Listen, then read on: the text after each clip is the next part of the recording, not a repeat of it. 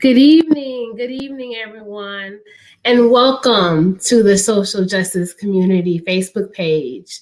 Tonight, we present to you a serious conversation on community policing. We are going to have actually three distinguished gentlemen come on and give their experience as well as opinions on how to community police, how it's going during COVID. So excited to have you here tonight. My name is Brianna Bellinger. I will be your host tonight. I am a licensed social worker. I do work in the criminal justice field, particularly in public defense. And I am looking forward to having a great conversation tonight. So we are going to bring on our very first guest. Hey. Welcome. Hello, Brianna. How are you? Good. How are you? Well, I can't complain to be a young man striving to do the best he can in the world that we're living in right now. But thank you so much. You have a beautiful smile. Thank you, Chaplain Crocker. So for those who do not know you, why don't you introduce yourself? Introduce myself. My name is Curtis Crocker Jr. I pastor a church in Columbus, Georgia, Metropolitan Baptist Church. I also work at DeKalb County Jail as the chief chaplain there. I'm a graduate of Morehouse College, received my master's and doctorate from Beulah Heights right there in Atlanta, Georgia. I don't like talking about myself, but to God be the glory. I'm just so thankful for life in this season. I'm thankful for what God is doing. And I appreciate all of you for bringing this is the community social justice conversation together, because I believe it's necessary in this season. So once again, thank you. No problem. You earned the right to talk about yourself. Yes. So we're going to go ahead and bring in our next guest. Mr. Ricks, come on and join us. Hey, good evening. Good evening. How are you? Good. For those who do not know you, go ahead and introduce yourself. My name is Stephen Ricks, and I am the director of the Federal Halfway House here in Atlanta, Georgia. I'm a native of Memphis, Tennessee, graduate of Lemoyne College, HBCU in Memphis. We've been in the Atlanta area now for almost 6 years. It'll be 6 years coming up in this July. Yeah. So glad to be here this evening. Glad to have you. And we're going to bring in our last but not least guest, Minister Denson. Welcome, Minister Denson. Good evening. Good evening, everyone. Good evening. Introduce yourself for those watching. I am Minister Calvin Denson. I serve at the House of Hope of Atlanta, Greater Travelers Rest Baptist Church, where I'm part of the Ministers of Hope, I'm part of the Men of Hope, coordinator for the prison ministry, as well as part of the prayer ministry. And it's just a pleasure, and I'm delighted to say that I'm able to. Our team has been able to serve at both of these gentlemen's facilities where they actually work at. So they are great partners of ours, and it's just a pleasure to see each one here tonight and look forward to our conversations. Amen. Yes, I'm very excited to have all of you guys. As for our audience listening in, as you have heard their introductions, we all have an expressed invested interest in what goes on in our criminal justice system in particular, but also what goes on in Georgia. And so I would like to hear, before we get started, I just want to hear some of you guys' opinions on what's going on with the climate of the world right now. If you were, I don't even think you have to be in America, if you were just alive and attached to a phone or the news, you saw that we had what many would describe maybe to be an attack on democracy, where there was a storming of our Capitol. And so I just wanted to hear your gentlemen's opinions about that. Anyone can go for it.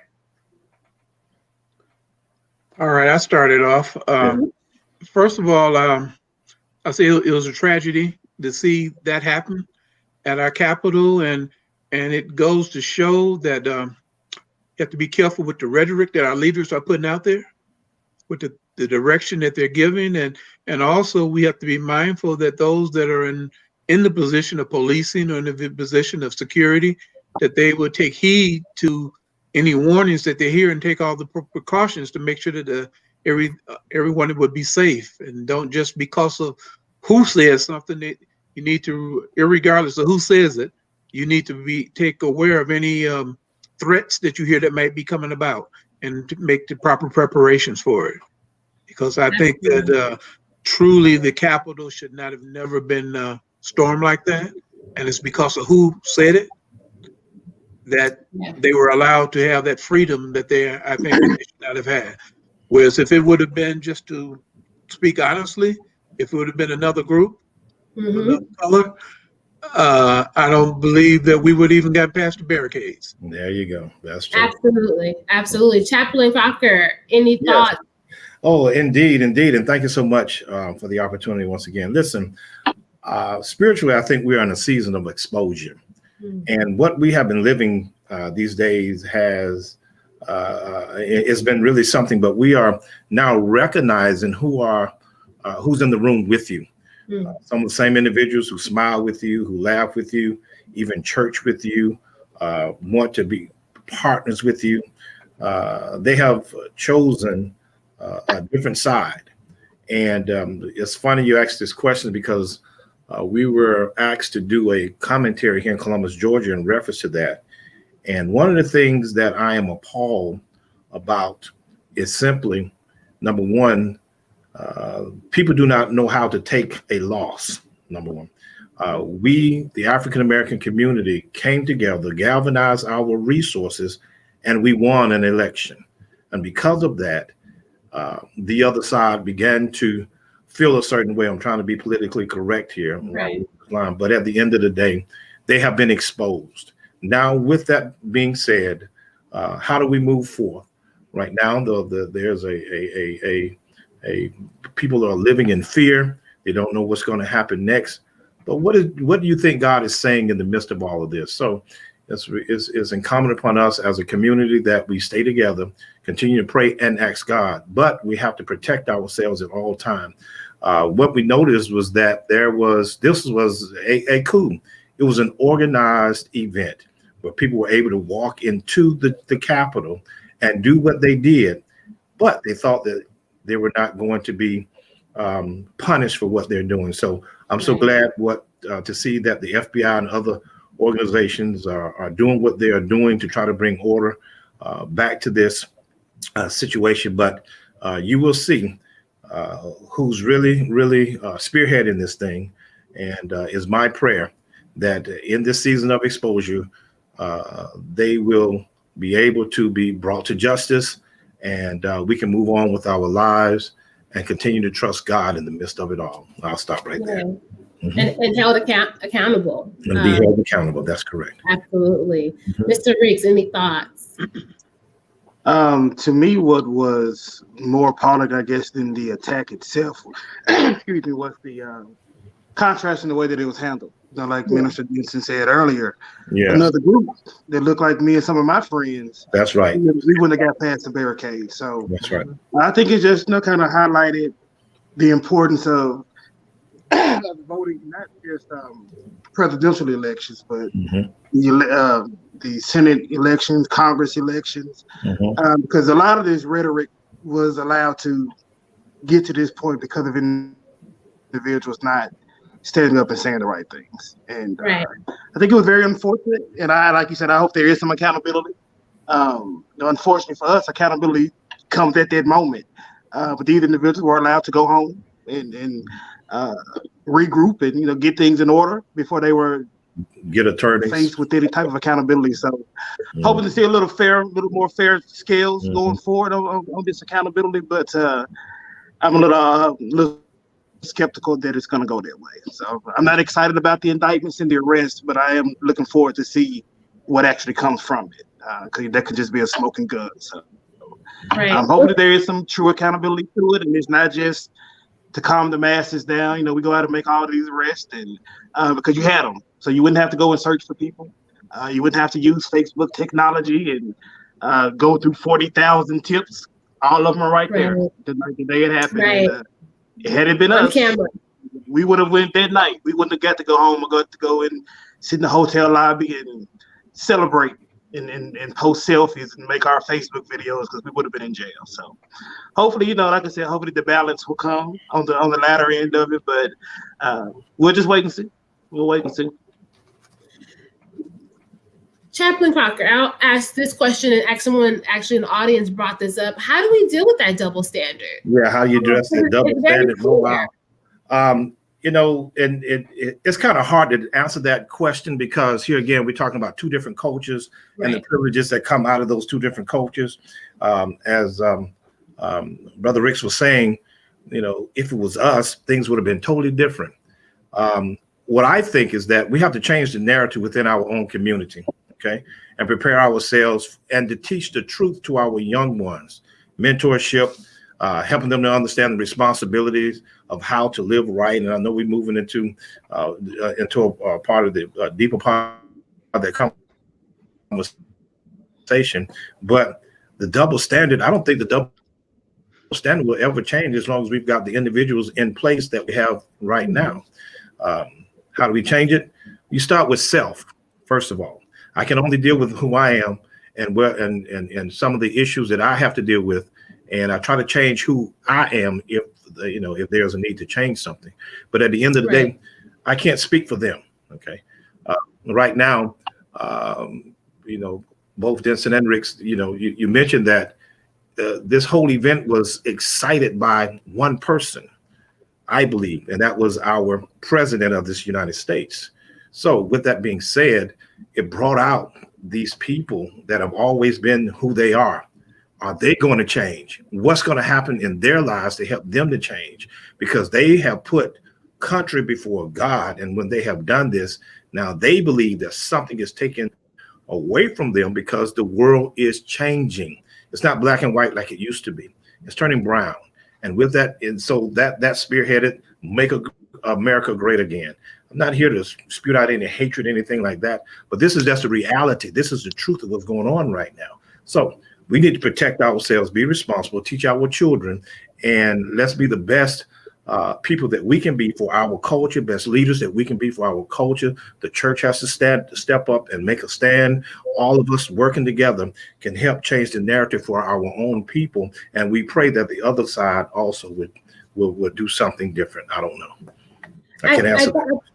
I thought that was a great explanation, because very much some people get the misconception that while they're referred to as Trumpers or MAGA country or good boys, he did not create these people. No.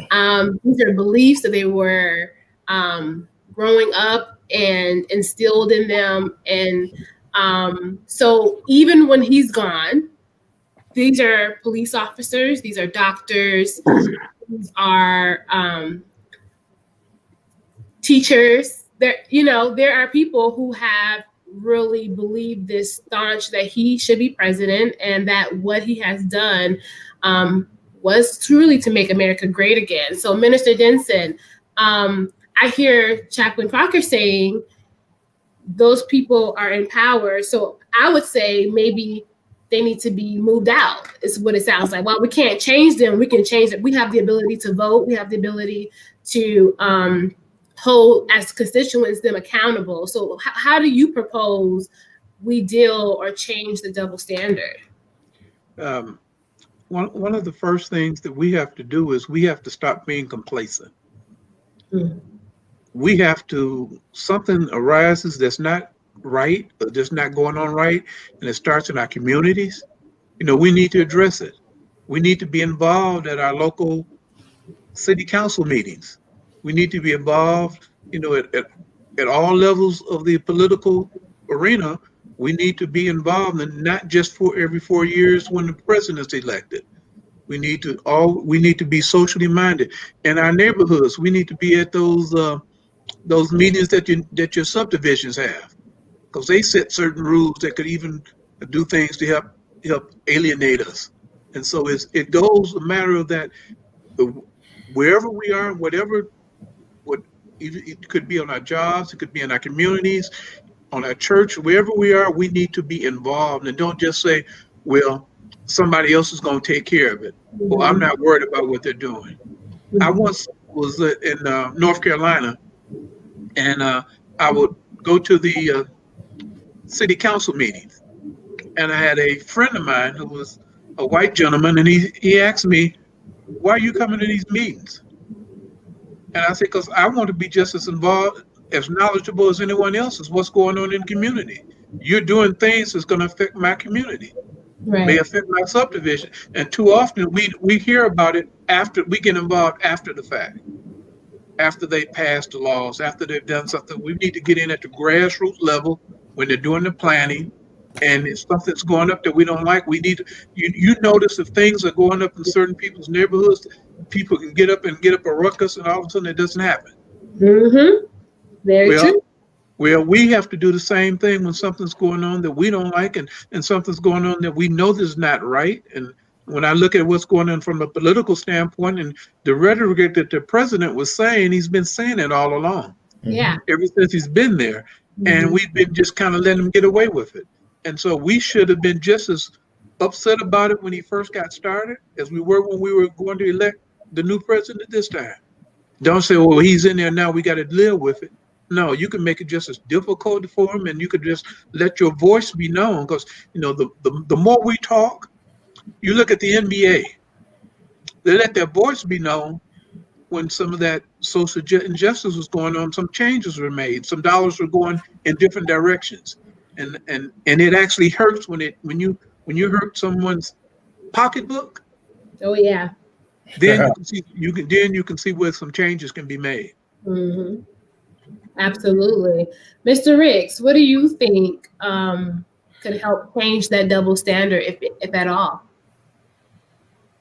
I think we just have to better prepare our communities for that double standard.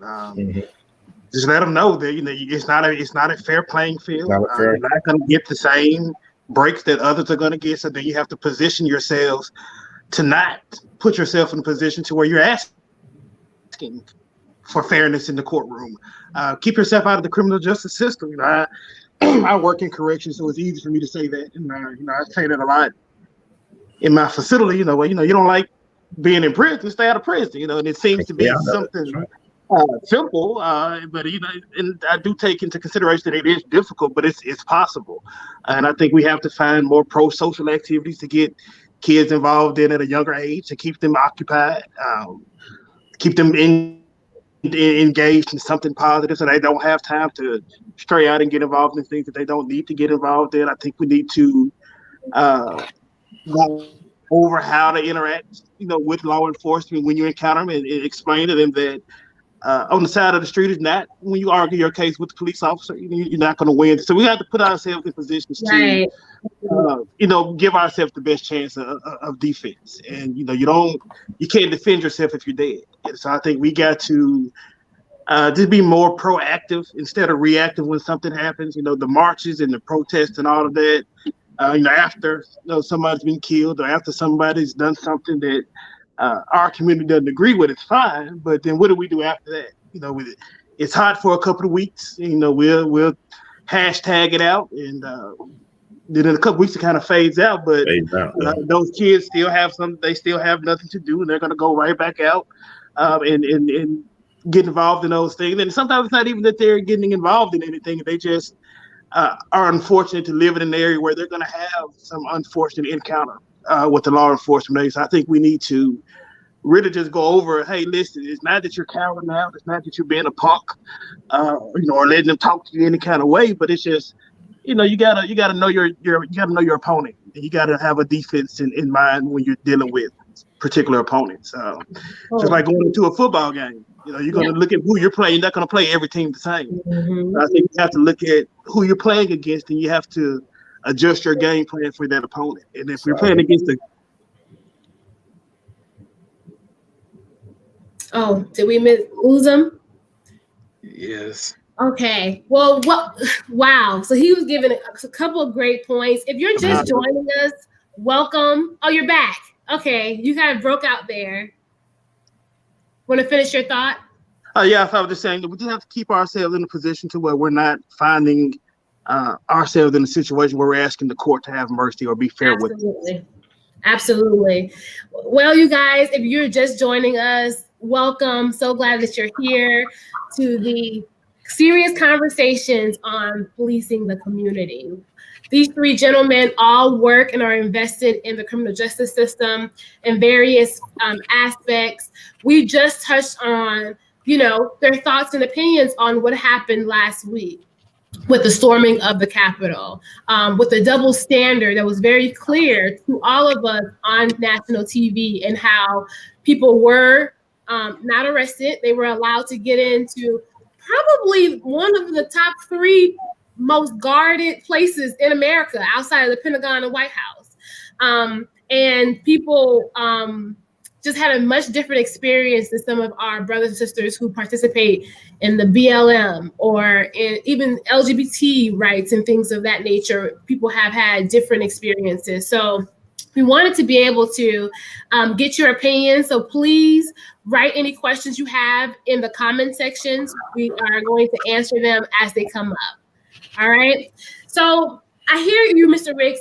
In particular, I want to go back to, you mentioned a couple of ways of how we can get rid of the double standard in combination with Dr. Crocker and Mr. Denson, as far as us as a community being very mindful of how we strategically interact with these people who have different perspectives of us, and really being smart in how we engage with them.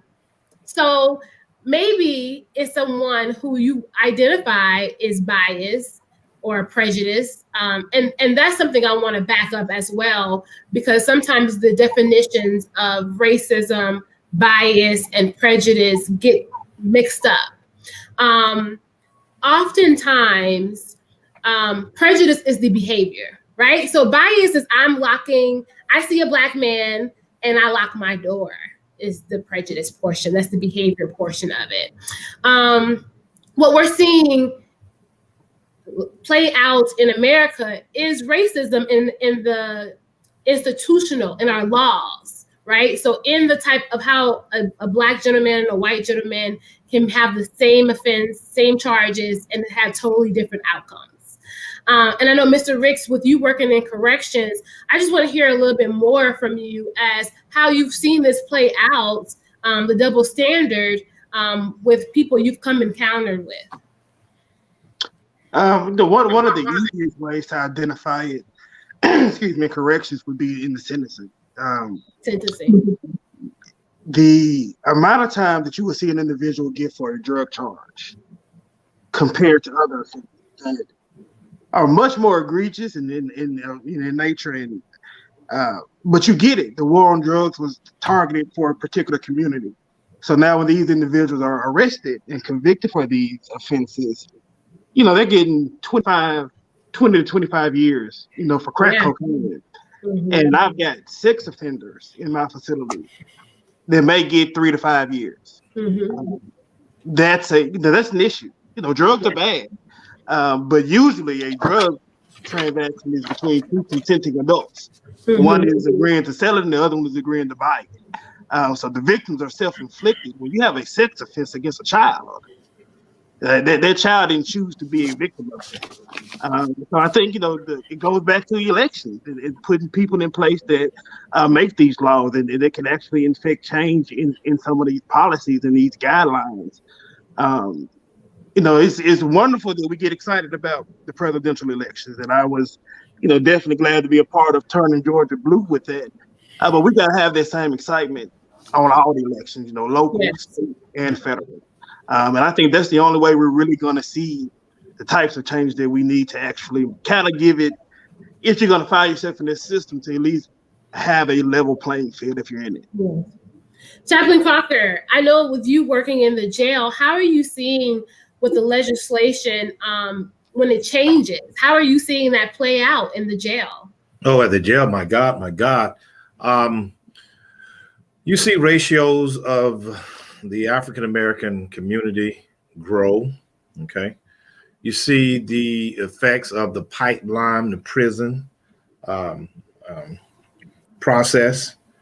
You asked about the legislature.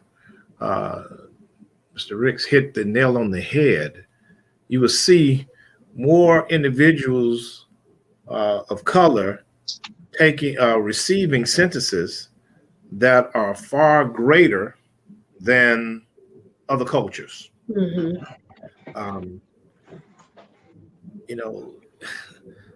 The legislature, I hear you, but I want to, if I may, sure, say this, please forgive me. No, you're fine. It ain't about the legislature, y'all, okay? It's about us parenting our children now and getting back into a place where we are mentoring and teaching our children as a village. The legislature is fine if we come together as a group and we move into a place where we can get people in office. But I have seen individuals who, once they get into that place, change into something else because they're trying to hold on to the funding that they're receiving. And even some of our people are being converted into something else, a season of it. Mm-hmm. I've seen one on television that was being body surfed a few months back. But we've got to get back into the parenting portion of this. We talk about community policing. It starts at home. Our culture has changed, and I'm just going to be real. I'm turning 60 this year, but I try to deal with individuals with their parents. I also mentor in the elementary school, and that's one of the things that we have.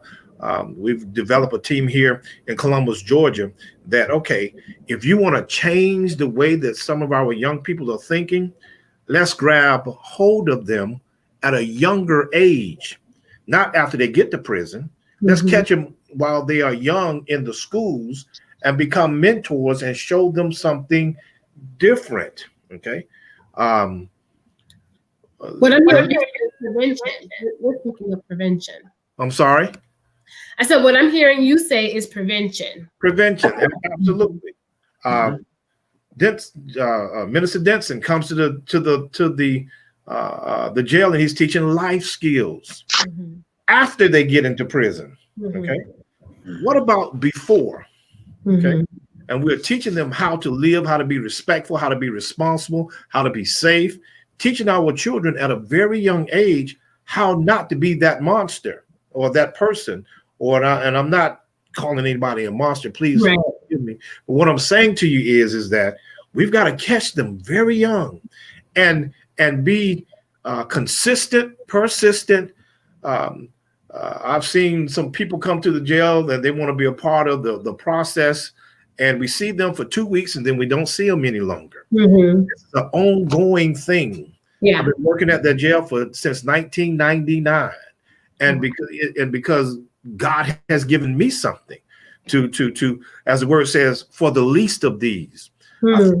I think what we need to do as individuals is soul search ourselves, especially the African American community, and change the narrative, change the dialogue amongst ourselves.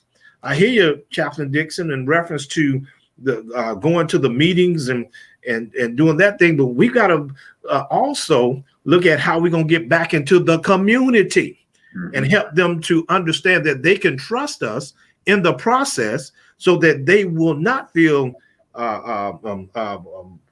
excluded from the process. Okay.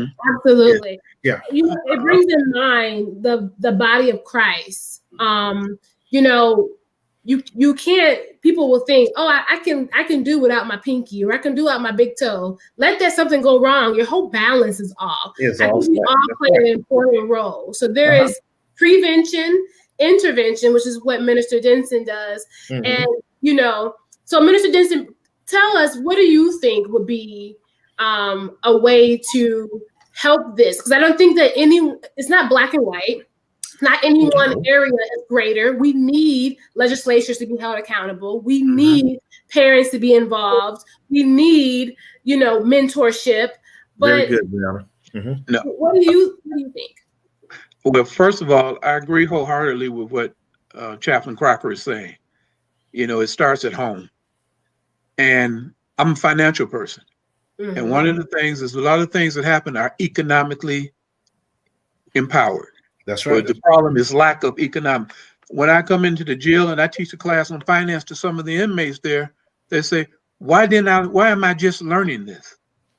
Why didn't I hear this either at home or at school?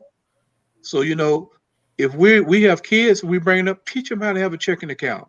Amen. Teach them how to save money. Mentorship. Teach them how to invest at a young age, and teach them how, we tell them, a preacher once said, I've heard various times, you save 10%, you tithe 10%, you save 10%, you learn how to live off the remaining 80%. I always tell them most of us live off of 100 plus, because we're going out getting in debt. Yeah. And then we got bills, and we got to pay out more than what we actually got coming in, hoping that's going to come in later on. And you get one hiccup, and then look out. Well, I'm gonna challenge you there, because I did not learn financial literacy until after I was in my master's program. Okay. I'm very smart, but my mother didn't know. I couldn't fault her. She had not had that knowledge either. My grandmother had a 3rd grade education. She had to work. It was a very different. So I want to be cautious, and you just play devil's advocate a little bit too, where it's not necessarily always that the parents are not willing, not able. Sometimes they just do not know. And so keep redirecting it, making to regards of community policing.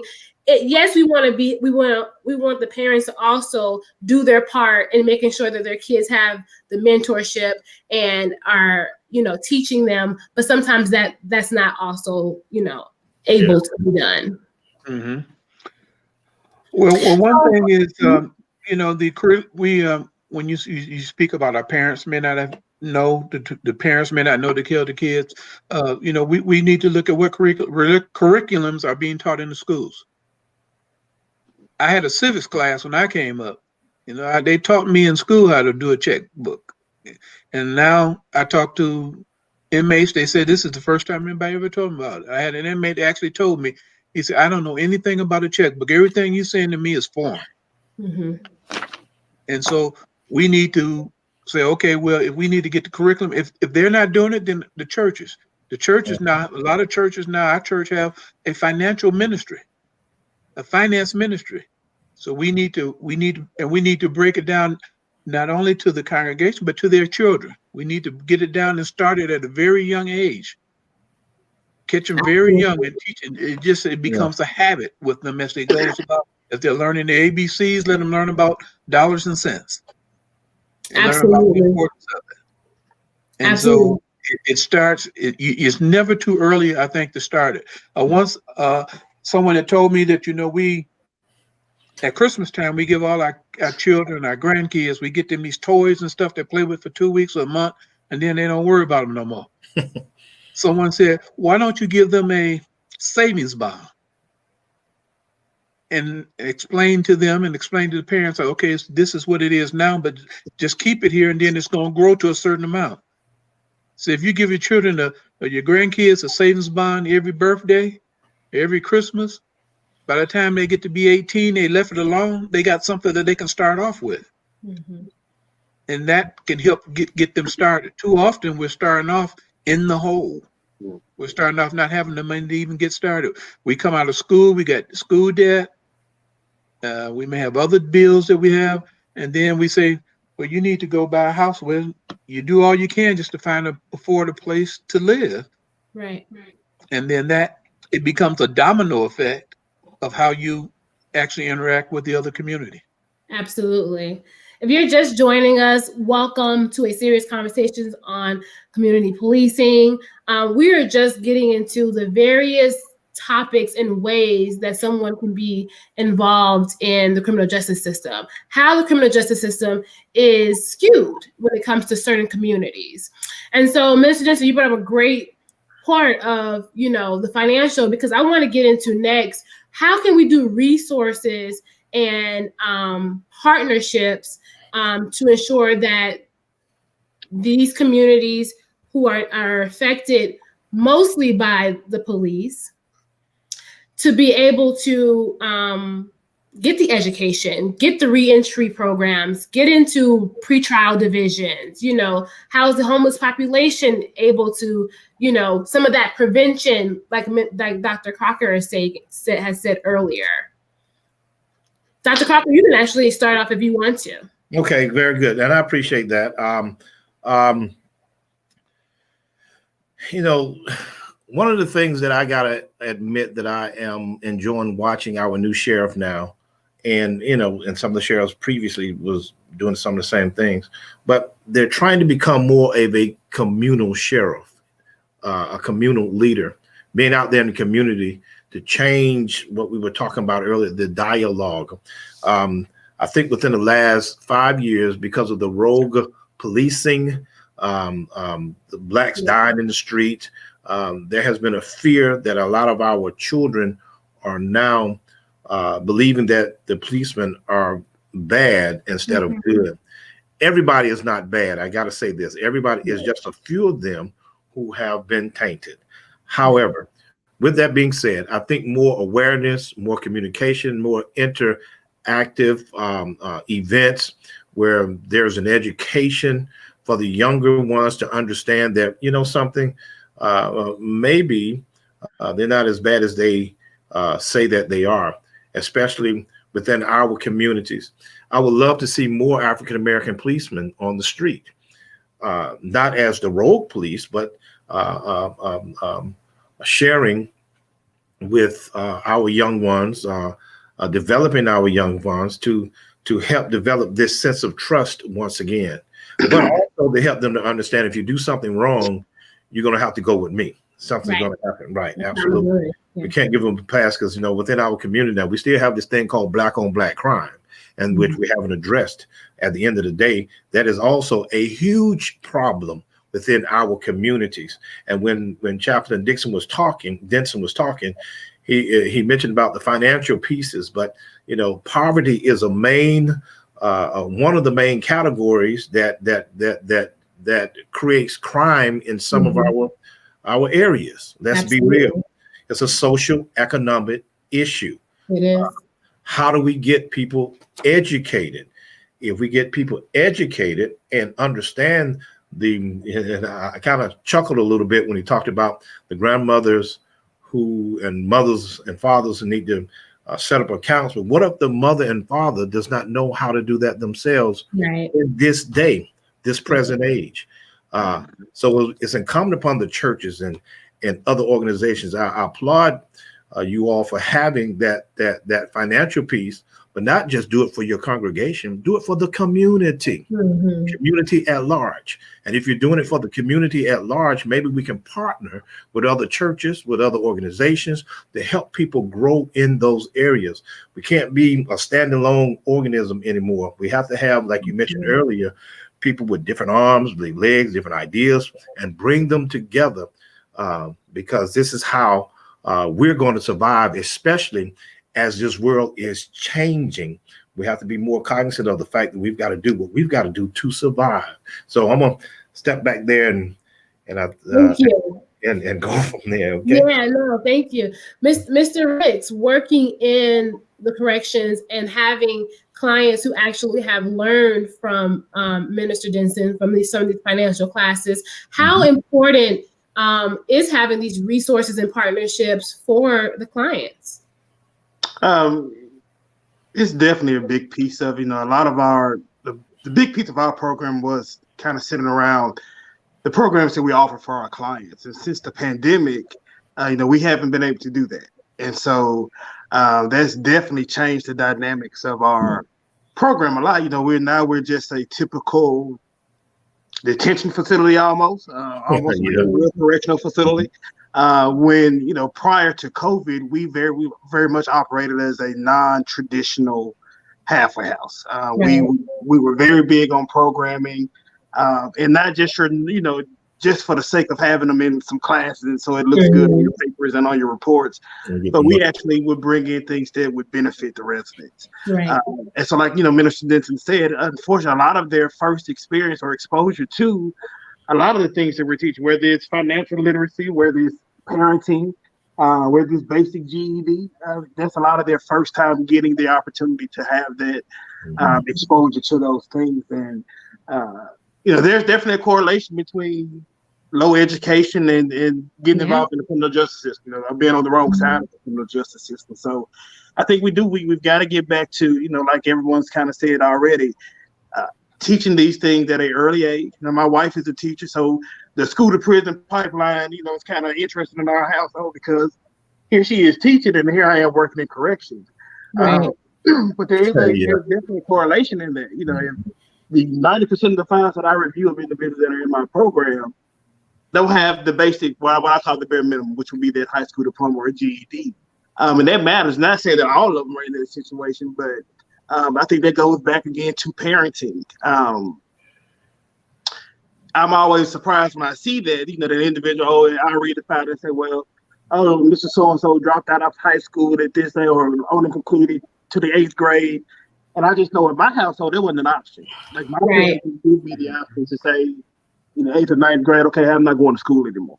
So I think we've got to get back to some old school parenting where, we're not giving our kids the options to make adult decisions as children. And, that takes some more involved parenting. So I think we've got to get back to that and get back to a more proactive approach in community parenting and getting our churches and our there are churches on every corner.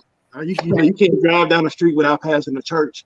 So I think we should see churches take a little more active role in the communities that they reside in. And Atlanta has 2 or 3 HBCUs here. I would love to see them get a little more involved in the communities.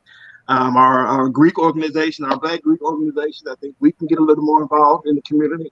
So I think there are things that we can do. It's just like I said, like Minister Crocker said and Mr. Denson, we've got to get the community back involved, and we've got to start it prior to them getting in the system.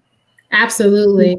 Minister Denson, what services or initiatives do you know that's coming up that will be able to help with policing in the community? Well, right now with the pandemic, we're limited, but just like what we're doing tonight, we got a Zoom, we got a visual conversation. Maybe we can set up in, say, one thought process that we have that I wanted to discuss with Mr. Ricks was maybe since we can't come into the facility, maybe we can set up some small groups and we can actually do a online, or we can record some of our training sessions and get them to you so that they could actually let the residents have an opportunity to still see the material. Yeah. At the jail, at the DeKalb jail, there's a program that I was a part of called Options for Living and Learning. where I was teaching the financial classes that Chaplain Crocker was talking about. I spoken with the administrator, and she allowed me to actually give her some materials that she actually made copies of to actually get passed out to the inmates that were there, so they could still get the information. So we just have to be more creative, and they're also. I've had the opportunity to serve at a prison through Kairos Ministries. And so we've been able to send information to them through this chaplain there that they can actually hand out to the inmates there. So we still have to, even though we can't see them physically, right, be in their presence, we still need to become more creative, just like we're doing every other thing, church and everything else. We have to be that much more creative in how we can still reach them and don't forget about them. Absolutely. Yeah. Chaplain Dr. Crocker, how are you, if any, involved in some initiatives that are coming up?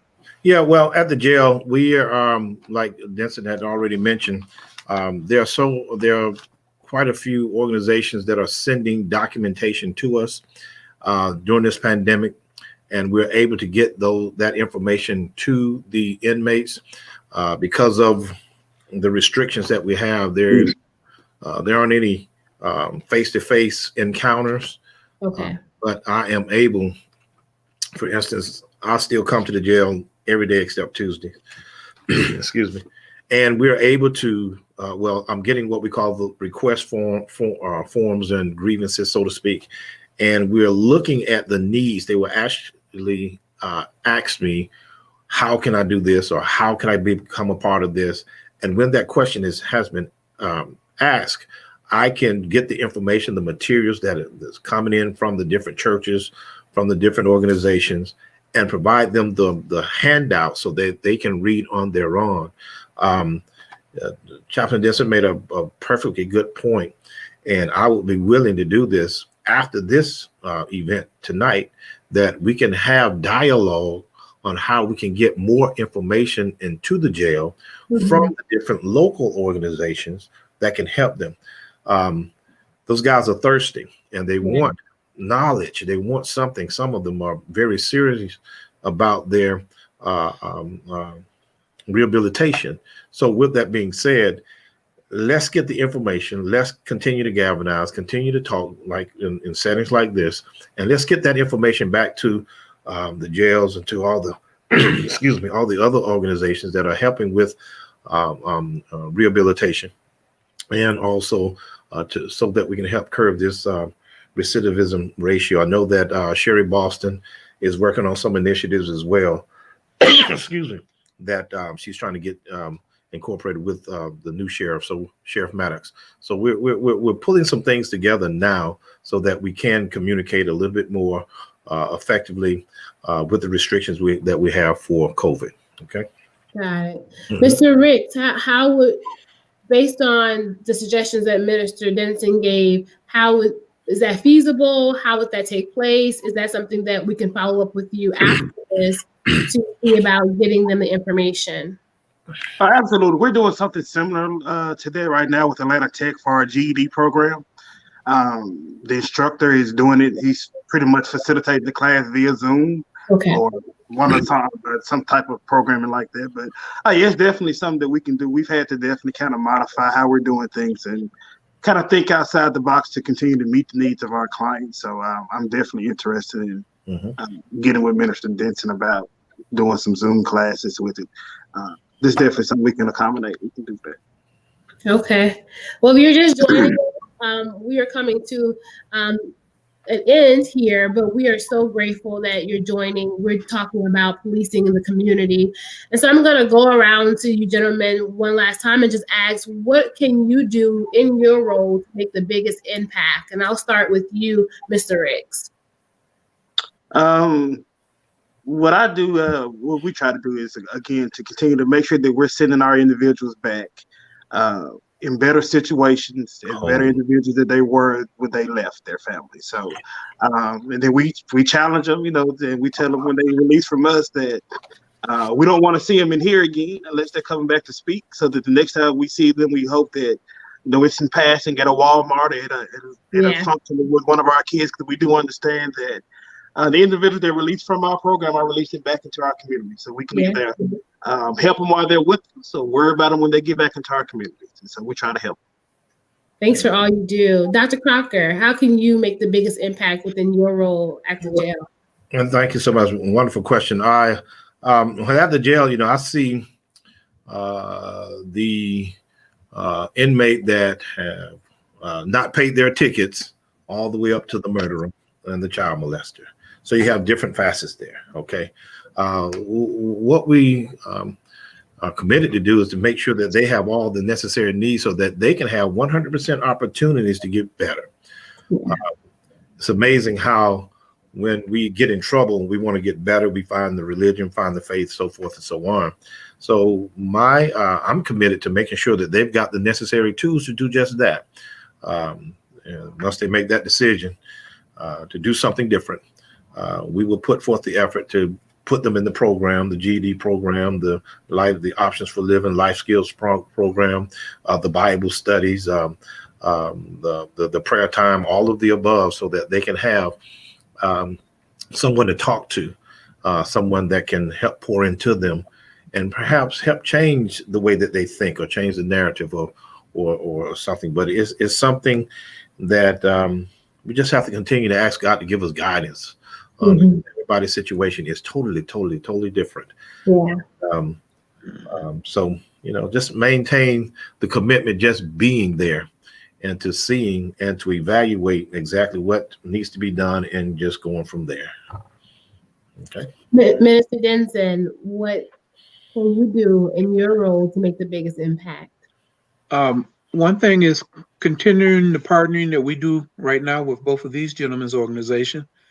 And also any encounter that we can have with those that aren't in there is letting them know that from a spiritual standpoint, that someone cares about you. There you go. That there is hope, that things might look bleak, but you can overcome certain obstacles if you have a plan and you work toward it. And that there are people out here who will help you if you just let them know that you want to accept the help. And a lot of times people live on that island and they think that they can do it all by themselves and they need help. And sometimes they have to humble themselves and just say, hey, I realize that I made some mistakes. And many of them will tell us. They'll tell us, well, I know I did wrong. And when you get someone like that who admits that, that's an opportunity for you to maybe plant a seed to them. And say, okay, now you know that you did wrong. Now maybe here's some things that you might have been able to do different. What do you think you could have done differently? But it wouldn't have put you in this situation. One of my sons is a police officer. Unfortunately, he wasn't able to join us tonight, but we share different dialogue of what he goes through and what he happens.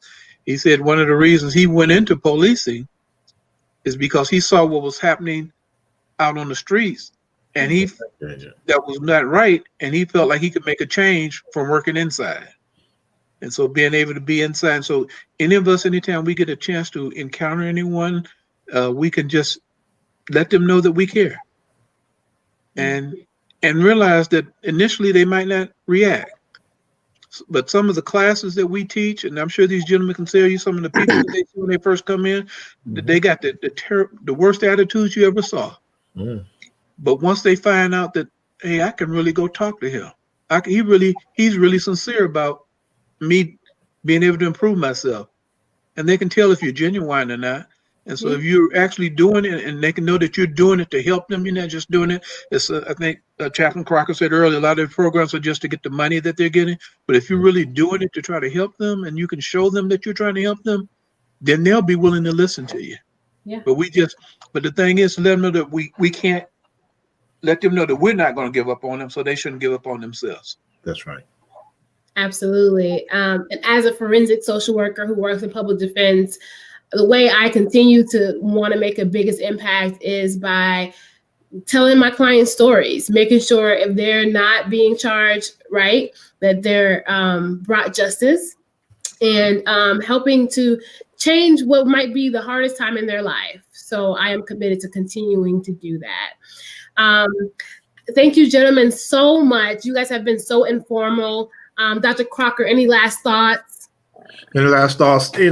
Once again, I think we have as leaders, have as faith-based leaders who are working with God's children, we have to be responsible for our actions, be respectful to those who who need a second chance, and also be safe. What I mean by being safe, that's making sure that in this changing world, that we do everything that's necessary so that God's glory can be manifested here on this earth. So in closing, I just want to congratulate all of you for doing something for the least of these. God is pleased, and I'm not trying to be no one's whatever, but at the end of the day, continue to be what God has called for all of us to be. I think based on what I'm hearing and what I've seen tonight, that we're doing what we're doing because our hearts believe in helping other people. And I can see it on Mr. Rick's face. And I've worked with, Chaplain Denson, quite often. So, but I know that the passion is there because you can actually see it on in your eyes. So continue to trust and continue to help somebody else get along. We can't do it by ourselves, and as a team, we can do so much more. Amen. Thank you. Amen. Thank you. Mr. Ricks, any last thoughts? I just want to encourage us to, again, just to be proactive instead of reactive when it comes to issues with our community. And just thank you all for having me on. Thank you for being here. Minister Denson, last thoughts? Sure. The one thing that we can always instill in them is that we're no better than they are. Right. That we're all equal. And I like telling some of the inmates when I would go into the jail sometimes, say the only reason they're on that side of the bar and I'm on the other side is they got caught and I didn't. That's right. So it ain't that we didn't do something wrong before. It ain't that we've always done things the right way. And so don't beat up, not let them beat up on themselves. And a lot of times when they get out, people want to, this is an ex-offender. I like it. I like at Mr. Rick's place, he called them, these are our residents. That's right. Let them know, that you are somebody and we care about you, and you're just as important to God as any one of us are.